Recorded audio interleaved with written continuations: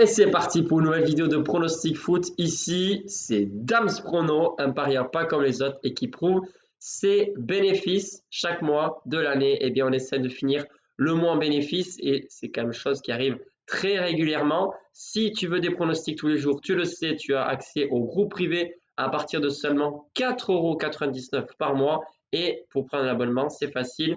Va directement sur mon site damsprono.com ou bien ici sur YouTube en appuyant sur le gros bouton souscription. Bref, bienvenue pour ceux qui viennent de s'abonner.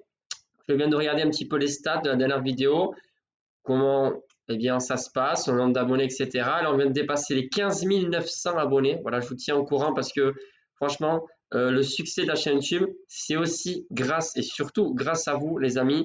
Voilà, presque 1600 vues en seulement 24 heures sur la dernière vidéo, celle d'hier, et 200 pouces bleus, enfin bref, c'est top.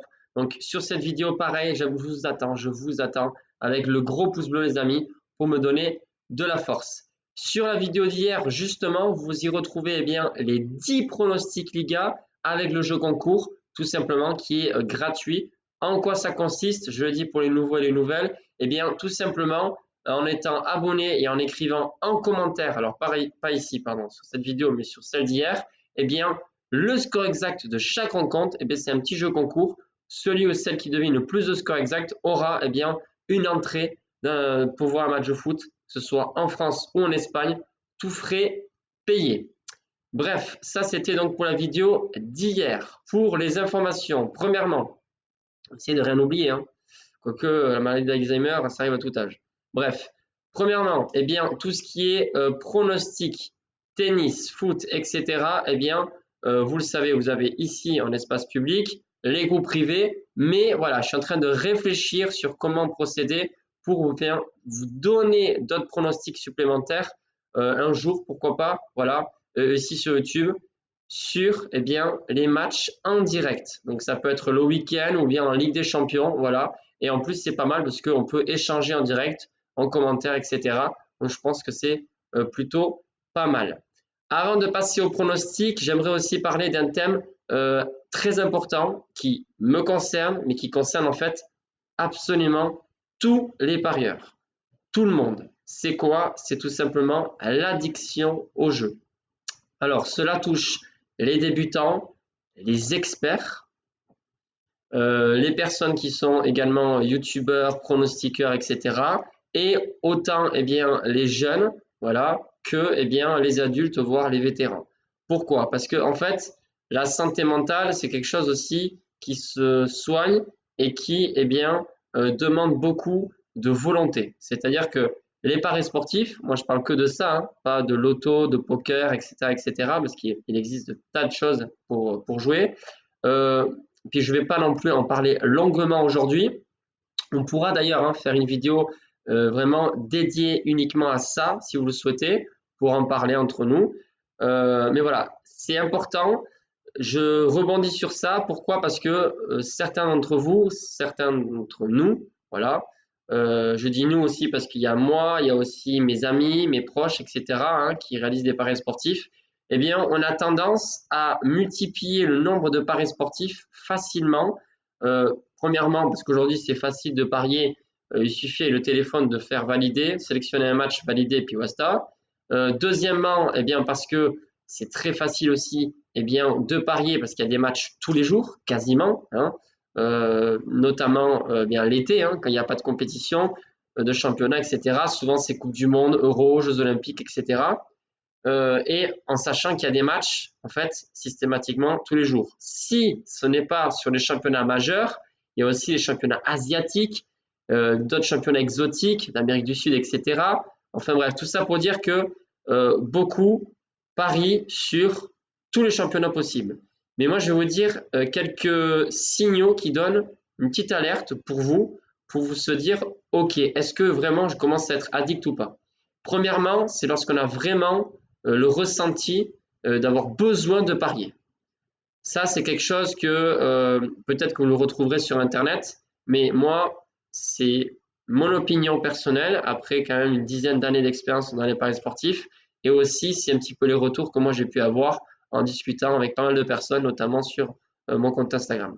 Deuxièmement, c'est lorsqu'on parie sur les championnats exotiques ou sur d'autres sports, eh bien, où on ne connaît absolument rien. Cela veut dire que les moments creux, entre guillemets, où il n'y a ni Ligue des Nations, ni match de sélection pour les éliminateurs de l'Euro, ni de Coupe du Monde, et aucun match sur les championnats majeurs, donc français, espagnol, anglais, allemand, italien, etc. Lorsqu'il y a le championnat japonais, slovénien, chinois qui joue sur une journée alors qu'il n'y a pas de match, et que vous pariez quand même, là, il y a un petit danger. Ça veut dire que vous avez, donc on revient au la première chose que j'ai dit, le besoin de parier, et le deuxième, c'est que vous pariez en fait même sur n'importe quelle chose, n'importe quel sport, n'importe quel championnat. Et ça, c'est quand même alarmant. Et la troisième chose, c'est eh bien tout ce qui est la BK. La BK, c'est quoi? C'est la bankroll. Comment je gère ma bankroll? Est-ce que dès que je gagne un petit peu d'argent dans les paris sportifs, je parie encore plus d'argent? Et est-ce que quand je perds de l'argent, donc là, ça fait 3-4 paris sportifs d'affilée qui ne passent pas, je suis à moins 20, à moins 50 ou moins 150, est-ce que je vais miser encore plus, du coup, pareil, pour récupérer mes pertes?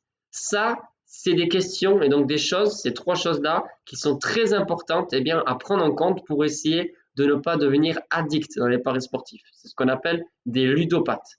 Me concernant, certainement, ça m'est déjà arrivé de vouloir absolument parier et je vais vous dire, je suis vraiment honnête avec vous, en ce moment même, j'ai très envie de parier. Mais j'ai pris la décision quand même il y a quelques jours de arrêter de parier jusqu'au mois de novembre. Alors, ce n'est pas une grande pause, mais n'empêche que même si c'est que 3 semaines à peu près, c'est déjà ça.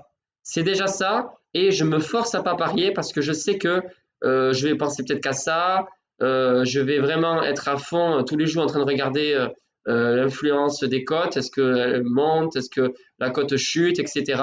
Et du coup, on va se focaliser sur ça. Alors qu'on le sait, il y a de tas de choses qui sont très importantes dans la vie, hors les paris sportifs, d'accord? Donc, il y a notre travail, notre vie familiale, nos proches, enfin bref, plein de choses. Donc, essayez, voilà, je finis sur ça, essayez vraiment de parier le moins possible. Si vous êtes en bénéfice, profitez-en. C'est quand même difficile de pouvoir générer des paris sportifs. Il y a vraiment une minorité de personnes qui arrivent à être dans le vert. Alors, bien sûr, il y en a peut-être 3 d'affilée ici en commentaire qui vont me dire moi, j'ai fini en bénéfice, moi, cette année, j'ai gagné plein d'argent, moi, ceci, moi, cela. Mais la plupart des personnes, ne commentent pas et ne dévoilent pas ces vrais bilans. Pourquoi? Parce qu'ils sont tout simplement en négatif. Et ça, il faut le comprendre. Bref, les amis, voilà, j'en ai fini. Je vais passer au pronostic. Je vous ai préparé un pronostic pour le samedi 21 octobre et un deuxième pronostic pour le dimanche 22 octobre, en sachant que à la fin, je vous ai également sélectionné 3 matchs à éviter selon moi pour parier. On débute donc du coup avec la journée du samedi 21. On reste sur le championnat espagnol, mais deuxième division. Donc je n'ai pas donné ce pronostic sur la vidéo d'hier. Ça nous réussit plutôt bien. On a quand même des bons résultats dans l'année. Et une nouvelle fois, ce sera une grosse cote. Donc à prendre avec des pincettes. Real Saragosse, Eibar.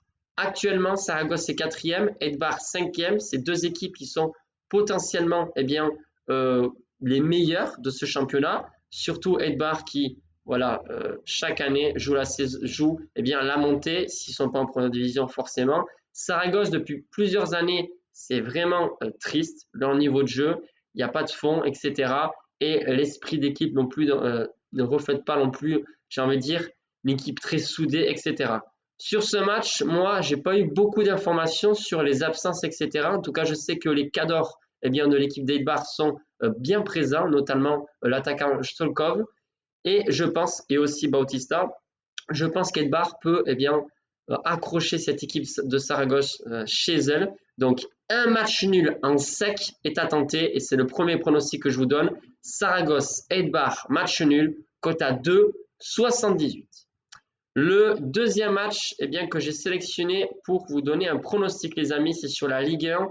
On repart à Lyon, Clermont. Deux équipes vraiment Clermont qui sont vraiment pas du tout en confiance. 0 victoire pour l'instant, alors qu'on est déjà le 20 octobre pour les deux équipes. Lyon menait 3-1 la dernière fois face à Lorient, ils n'ont pas réussi à gagner, mais pour une fois, ils ont mis 3 buts. Pour une fois, ils ont devant l'équipe adverse menée au score. Et je pense que là, ça sera vraiment la bonne pour Lyon. De toute façon, il faut bien qu'ils gagnent un match. Moi, honnêtement, je pense qu'ils peuvent le faire. Actuellement, Clermont est 20e et c'est pas pour rien. Donc, victoire de Lyon à domicile, cote à 1,75. Ensuite, les amis, les matchs à éviter pour moi, pour le samedi, c'est Nice-Marseille. Nice actuellement est deuxième, mais on connaît cette équipe de Marseille qui est capable du meilleur comme du pire. Ensuite, c'est Angers-Bordeaux. Très compliqué. Les Girondins de Bordeaux viennent tout simplement de changer d'entraîneur. Riera, je le connais. Pour moi, il n'a pas non plus une grande expérience en tant qu'entraîneur et je ne pense pas que ce soit tout de suite la transformation des Girondins de Bordeaux en sachant que Angers est sur le podium de la Ligue 1. Et le troisième, c'est le dimanche, Milan AC, Juventus de Turin. C'est souvent ce genre d'affiche qu'on a envie de parier parce que c'est une très belle affiche, mais c'est là aussi souvent qu'on se trompe. Voilà les amis, je vous souhaite du coup un excellent week-end et bien sûr, je vous espère beaucoup de bénéfices. Ciao les gars!